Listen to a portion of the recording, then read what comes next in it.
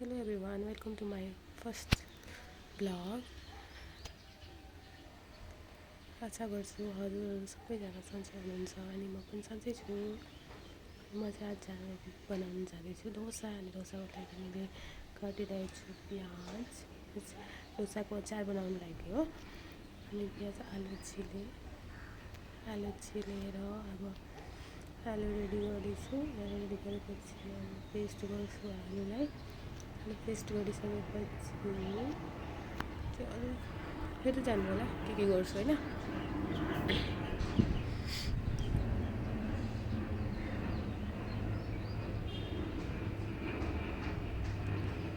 फेरि जानु अनि अब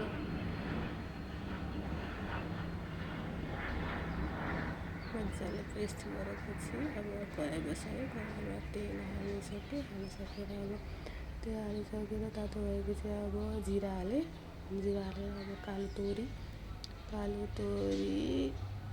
चलाएर त्यहाँदेखि करी पत्ता हाल्यो। त्यसको पछि प्याज दाल अलिकति हाल्यो अनि बेसार एड गरिसकेपछि चलाएर नुन एड गऱ्यो। अब चाहिँ आलु हाल्छु। हेर्दै जानु होला हजुरहरूले। आलु हालिसकेँ।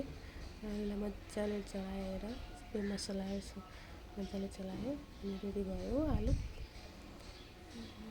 यो चाहिँ इडली डोसाको बेटर। यो चाहिँ रेडिमेड आउँछ है, घरमा बनाएको होइन, रेडिमेड किनेर ल्याएको। त्यो आलु चाहिँ यो डोसाको भित्र हाल्नलाई बनाएको। हेर्दै जानु होला। अब यो रेडी भइसक्यो। त्यसको पछि अब यो तावा बसाएर तातो भएपछि यसरी त्यो बटरलाई चाहिँ हालेर यसरी मजाले पन्याउलेर मजाले पातलो गरेर जति सक्छ त्यति पातलो बनायो। पातलो बनाएर यसको भित्र चाहिँ अब मजाले पाकेपछि आलु हाल्छु। मजाले अब चाहिँ आलु हाल्छु भित्र। आलु हालेर फड्काउँछु मजाले बिस्तारै। अनि भइसक्यो एउटा डोसा चाहिँ रेडी भइसक्यो मेरो। अनि अब दोस्रो हेर्दै जानु होला अब हजुरहरूले।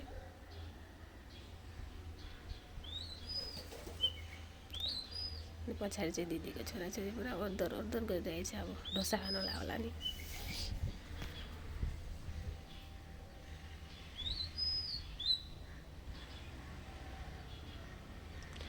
कस्तो के हुन्छ अब थाहा छैन मलाई पनि अब होइन।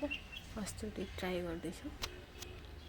ट्राई गरेपछि सबै सकिँदो रहेछ गर्नलाई।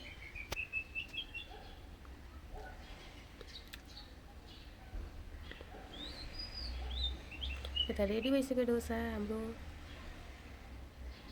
Thank you.